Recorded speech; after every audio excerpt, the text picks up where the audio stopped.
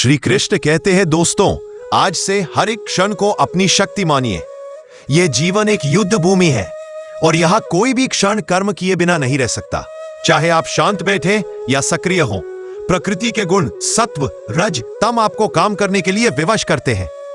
निष्क्रियता केवल एक भ्रम है।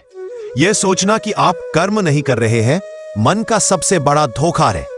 तो उठिए, आलस्य की चादर को उतार फेंकिए, क्योंकि बिना कर्म किए आपका शरीर निर्वाह भी संभव नहीं है। विकास तो दूर की बात है। आपका सबसे पहला कर्तव्य है अपने नियत कर्मों को जानना और उन्हें पूरी निष्ठा से करना।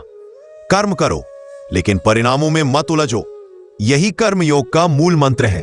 सकाम कर्म, फल की इच्छा से किए गए कर्म एक बंधन है, एक बेड़ी है जो आपके मन को बांध देती है। जब आप फल के लिए काम करते हैं तो असफलता पर निराशा और सफलता पर अभिमान हो पाए, ये दोनों ही आपकी शांति छीन लेते हैं। इस पल को जियो, अपने काम की प्रक्रिया पर ध्यान दो, ना कि उसके अंतिम परिणाम पर। आप बीज बोने में स्वतंत्र है, लेकिन फल देना प्रकृति के नियम पर निर्भर है। इसलिए अपने अधिकार क्षेत्र को समझो।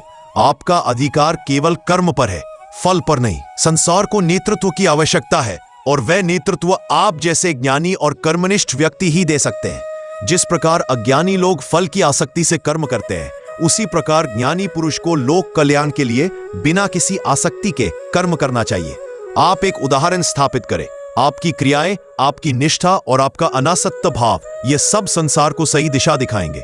जब एक लीडर कर्म करना छोड़ देता है तो सारा समुदाय भ्रष्ट हो जाता है। इसलिए अपने कर्तव्य पथ पर दृढ़ता से चलते रहे, सिर्फ अपने लिए नहीं बल्कि समाज को सही राह दिखाने के लिए। सबसे बड़ी बाधा है मैंपन का अहंकार। यह कर्म मैंने किया या यह सफलता मेरी है, यह भाव ही आपको बंधन में डालता है। वास्तव में सारे कर्म प्रकृति के गुणों द्वारा हो रहे हैं। आप केवल एक माध्यम हैं।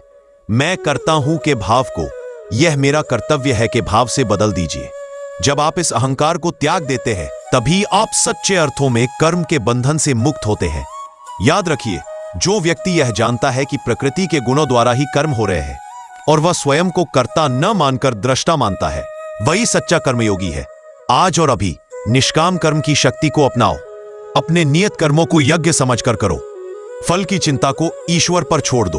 अहंकार को त्याग कर अपने कर्तव्य को ही अपना सबसे बड़ा धर्म मानो। इस दृष्टिकोण से किया गया हर कर्म न केवल आपको सफलता दिलाएगा, बल्कि आपको आत्मिक शांति और परम कल्याण की ओर भी ले जाएगा।